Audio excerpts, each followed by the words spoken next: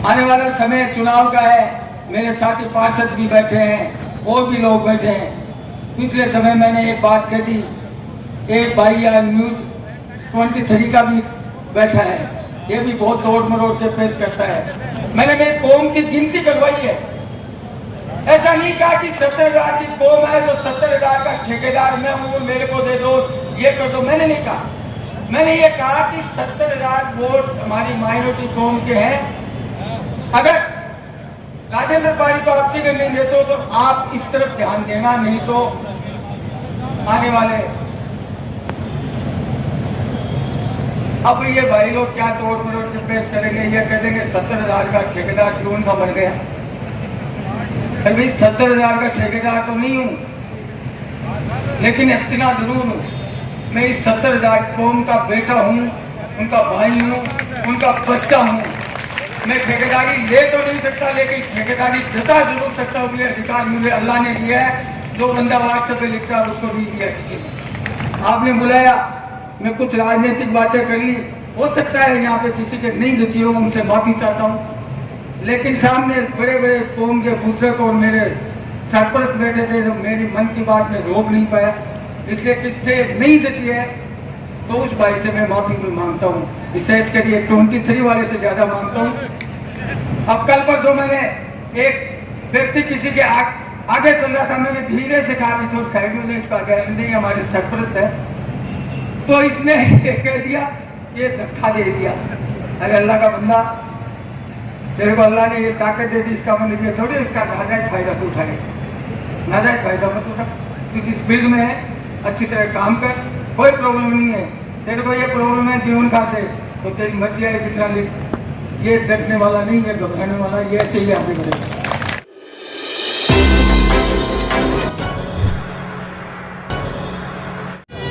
तो मुझे ऐसा लगा कि वास्तव में हमारी कौम जिस मुकाम पे होनी चाहिए थी उस मुकाम पे नहीं है, ये वास्तविकता है। आज सबसे बड़ी ताकत है एजुकेशन। जिस कौम के, जिस बिरादरी के पास एजुकेशन है वो इस दुनिया का सरताज है। और वो एजुकेशन जो आज से पहले, आज से 50 साल पहले, 30 साल पहले हमारे पास थी, कुछ कारण है वो अल्लाह बेहतर जानता है, लेकिन आज वो एजुकेशन हमारे पास, वो आज से 50 साल पहले थी, वो आज नहीं है। जबकि आज से वो 4 गुना 100 गुना आगे होनी चाहिए थी, वो नहीं है। हमारे बुजुर्गों ने एजुकेशन को समझा, एजुकेशन को समझ करके 1924 या 25-26 के अंदर इस्लामिया स्कूल का फाउंडेशन रख दिया था। 1925 से पहले हमारे बुजुर्गों ने इस बात को सोचा कि आने वाला समय एजुकेशन का है। लेकिन इस्लामिया स्कूल धीरे धीरे धीरे धीरे धीरे धीरे बिल्डिंग लाइन में तो बहुत प्रोग्रेस की, लेकिन कौम के बच्चों में जो टैलेंट था वो टैलेंट पहचान नहीं कर पाए, और वो टैलेंट वाले बच्चे स्कूल का भी फायदा नहीं उठा। दोनों ही कमियां रही। उन्होंने कारण रहा कि आज हमारा एजुकेशन धीरे धीरे धीरे धीरे पिछड़ता चला गया। मैं कौम के सभी मौजूद लोगों को यही कहना चाहूंगा कि आपकी संस्था है, आपके बुजुर्गों ने उसे खून पसीने से सींचा है, तो आप उसका फायदा क्यों नहीं उठा पा रहे? आपको उसका फायदा उठाना चाहिए। उसमें अच्छी एजुकेशन के बच्चों को एडमिशन लेना चाहिए, और एडमिशन के साथ साथ उन संस्था के जितने भी हमारे मैनेजमेंट है उनको भी इस बात के लिए सोचना चाहिए, जो बच्चा एजुकेशन में है तो हम इसको आगे एजुकेशन में कैसे बढ़ाएं, ये सोच करके उनको भी इस पे काम करना चाहिए। सारी सुविधाएं आपके पास है जो हमारे बुजुर्गों ने हमें दी, लेकिन हम पहचान नहीं पा रहे। समय को नहीं पहचान रहे, अपने आप को नहीं पहचान रहे, एजुकेशन के स्तर को हम नहीं पहचान रहे। यही कारण है कि हम पिछड़ते जा रहे हैं। मैं आपसे ये भी अनुरोध करना चाहूंगा कि पिछले 5 साल में सरकारी स्तर पे एजुकेशन में राजस्थान सरकार के द्वारा जो काम करना चाहिए वो हमने किया। जितना भी हम कर पाते थे वो हमने किया। माननीय विधायक महोदय ने जब हमने हमारी कौम के एजुकेशन के बारे में उनसे मशवरा किया और मांग रखी, निरंतर उन्होंने उस मांग को पूरा किया, जिसमें आज के दिन आपके पास अल्पसंख्यक बालिका आवासीय विद्यालय जो आपकी बन चुकी, इंशाल्लाह जल्दी उसका उद्घाटन, वो 50 करोड़ की लागत से राज्य सरकार द्वारा बनाई जा रही है। उसमें 15 करोड़ रुपए बिल्डिंग के राजस्थान सरकार की तरफ से मिले और 35 से 40 करोड़ रुपए की जमीन ये इधर आपके इधर बैठे सारे साथी पार्षदों ने इस कौम के लिए आगे बढ़ करके नगर परिषद की 35 करोड़ रुपए की जमीन इन्होंने देने का काम किया। उसके बाद में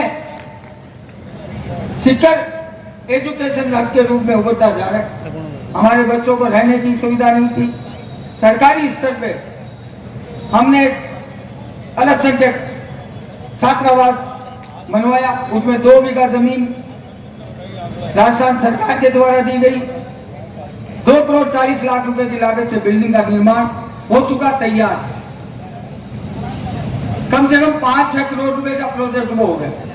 उसके बाद में सोचा कि भाई लड़कियां तो पढ़ रही, ये बात भी हमको माननी पड़ेगी कि आने वाले समाज में अगर इस समाज का मुस्तकबिल कोई बदलेगी तो ये सामने बैठी बच्चे बदलेंगी। इन बच्चों में कोई ताकत नहीं है, ये इनका कंपटीशन नहीं कर सकते। अभी बात कर रहे थे नौशाद साहब कि एप्पल का मोबाइल है, मोटरसाइकिल है, और एप्पल के मोबाइल को चलाने के लिए खूब समय दिन से ले रात तक लगे रहते हैं। व्हाट्सएप यूनिवर्सिटी पर लगे रहते हैं, किसी को गाली दी, किसी को शाबाशी दी, किसी को ऐसा कहा, किसी को ऐसा कहा। लिखना आता नहीं है, लिखना नहीं आता उनको, बोलना आता, बोल के लिखते, बोल के बाद में शब्द को देखते नहीं और टिक कर देते हैं। वो शब्द का अर्थ क्या होता है वो उनको भी बता देंगे। मैं उसके बाद में हमने महसूस किया कि बच्चों के एजुकेशन में भी हमें कोई काम करना चाहिए। उसी तरीके से जो बच्चियों की स्कूल मिली थी, उसी आधार पर अल्पसंख्यक बालक का आवासीय विद्यालय का हमने बजट में दिया, बजट में पास हो गई और इंशाल्लाह जल्दी बजट स्वीकृत हो जाएगा। लेकिन बजट स्वीकृत होने के बाद में मनेगी का सबसे बड़ी समस्या है लैंड। उसके लिए माननीय विधायक महोदय द्वारा मेरे द्वारा प्रयास किए गए, हमने 10 बीघा जमीन स्कूल के लिए राजस्थान सरकार से अलॉटमेंट करवा ली। इंशाल्लाह जल्दी उसका भी फाउंडेशन रख करके हम बच्चों के लिए उस काम करेंगे। रही बात नगर परिषद की, मैं ये मानता हूं कि जितना काम हमने 5 साल में किया है शायद ही पिछले 50 साल में हो। आपके वार्डों में हमने कोई कमी नहीं छोड़ी है। मेरे साथी पार्षद बैठे हैं, इनको यही पता नहीं है कि मेरे वार्ड में कितने रुपए का काम कर चुका मैं और कितने रुपए का होने वाला है। ये साथी सच्ची बात करूंगी, सामने खड़े होकर बोलते चाहिए। सीवरेज के अंदर हमने पूरी राजस्थान में एक पहला शहर है जो संपूर्ण सीवरेज से जुड़ने वाला है। कोई भी काम हमारी नजर में आया, चाहे वो किसी भी मोहल्ले का हो, माइनॉरिटी का हो, अदर कम्युनिटी का हो, किसी भी प्रकार के, कोई पुलिया के पार की बात हो, चाहे पुलिया के इधर की बात हो, संपूर्ण काम आपकी नगर परिषद ने किया। कोई व्यक्ति ऐसे नहीं कह सकता नगर परिषद ने ये काम नहीं किया। जब घर से निकलते हैं तो इस बात को सोच करके निकलते हैं कि मैं जब बाजार में जाऊं या किसी मोहल्ले में जाऊं या नगर परिषद में जाऊं तो या अल्लाह ताला मेरे से ऐसा काम मत करवाना कि मेरी कौम को नीचे देखना पड़े। ऐसे सोच करके घर से निकलते और इंशाल्लाह आपको नीचे दिखाने का काम आपके इस भाई ने, बेटे ने नहीं किया। अब रही बात कि ताकत आजकल वोट की है। वोट की ताकत को आपको पहचानना पड़ेगा। इस वोट के बिखराव को आपको रोकना पड़ेगा। ये कौम के लोग बैठे हैं, अगर इसको यूं ही बिखराओगे तो शायद ही मैं तो ये मानता हूं कि आप आगे बढ़ पाओगे। एजुकेशन के साथ साथ राजनीतिक में भी आपका पाया होना जरूरी है। क्यों? राजनीतिक में जिस कौम का पाया नहीं है वो कौम भी आगे नहीं बढ़ पाती। राजनीतिक में अगर आपको बढ़ना है तो आपको एक जाजम पे बैठना पड़ेगा। एक जाजम पे बैठ के एक ताकत आप नहीं बनाओगे तो मेरा मानना नहीं है कि आप आगे बढ़ पाओगे। 5 साल में एक लोग आते हैं, बात करते हैं, बात करने के बाद अपने को बिखरा करके भाई भाई वो लोग लूटते हैं। मैं पुनः आपसे अनुरोध करना चाहूंगा, आने वाला जो समय है उस समय में आपकी ताकत आप पहचानो। हो सकता है कि आपको जीवन का पसंद नहीं, कोई बात नहीं, जो पसंद है उसके लिए ताकत लगाओ। जीवन का पसंद नहीं इसका मतलब ये नहीं कि कौम जीवन का के कारण अपनी ताकत को बिखरा रही है। जीवन का पसंद नहीं है तो और भाई दूसरा उसके लिए ताकत लगाओ। ताकत एक जगह रखो, लब्बे एक होनी चाहिए। अगर आप लब्बे नहीं रखोगे, ताकत एक नहीं रखोगे तो आगे नहीं बढ़ पाओगे। आने वाला समय चुनाव का है, मेरे साथी पार्षद भी बैठे हैं और भी लोग बैठे हैं। पिछले समय मैंने एक बात कह दी, एक भाई या न्यूज 23 का भी बैठा है, ये भी बहुत तोड़ मरोड़ के पेश करता है। मैंने एक बात कह दी कि राजेंद्र पारी की टिकट अगर करती है तो फिर 70,000 जो कौम के, जो हमारी माइनॉरिटी कौम 70,000 है, उसकी तरफ ध्यान देना चाहिए। कोई बुरी बात नहीं है, मैंने रख दी तो मैंने मेरी कौम की गिनती करवाई है। ऐसा नहीं कहा कि 70,000 की कौम है तो 70,000 का ठेकेदार मैं हूं, मेरे को दे दो, ये कर दो। मैंने नहीं कहा, मैंने ये कहा कि 70,000 वोट हमारी माइनॉरिटी कौम के हैं।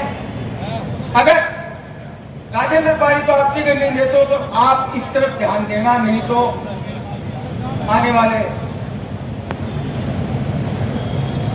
अब ये भाई लोग क्या तोड़ मरोड़ के पेश करेंगे, ये कह देंगे 70,000 का ठेकेदार जून का बन गया।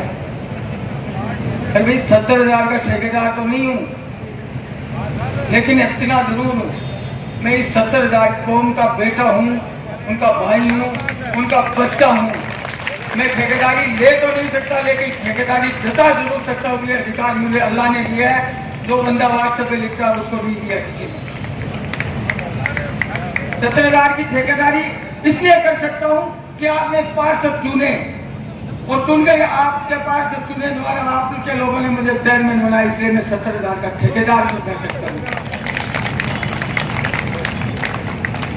आपने बुलाया, मैं कुछ राजनीतिक बातें कर ली, हो सकता है यहाँ पे किसी के नहीं जची हो, उनसे माफी चाहता हूँ। लेकिन सामने बड़े बड़े कौम के बुजुर्ग और मेरे सरपरस्त बैठे थे, जो मेरी मन की बात में रोक नहीं पाया, इसलिए किससे नहीं जची है तो उस भाई से मैं माफी भी मांगता हूँ। विशेष कर ये 23 वाले से ज्यादा मांगता हूँ, क्योंकि इसको एक मोबाइल में ये कुछ भी कर सकता है।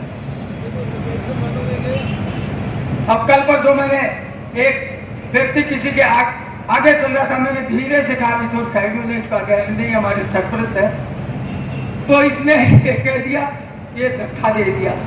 अरे अल्लाह का बंदा, तेरे को अल्लाह ने ये ताकत दे दी, इसका मतलब ये थोड़ी इसका नाजायज फायदा तो उठाए, नाजायज फायदा मत उठा। किसी फील्ड में है, अच्छी तरह काम कर, कोई प्रॉब्लम नहीं है। तेरे को ये प्रॉब्लम है जीवन का से, तो तेरी मर्जी है जितना लिख। ये डरने वाला नहीं है, घबराने वाला, ये ऐसे ही आगे बढ़ेगा। वीडियो देखने के लिए आपका बहुत बहुत धन्यवाद। वीडियो को लाइक करें, चैनल को सब्सक्राइब करें और अपने दोस्तों के साथ शेयर करें।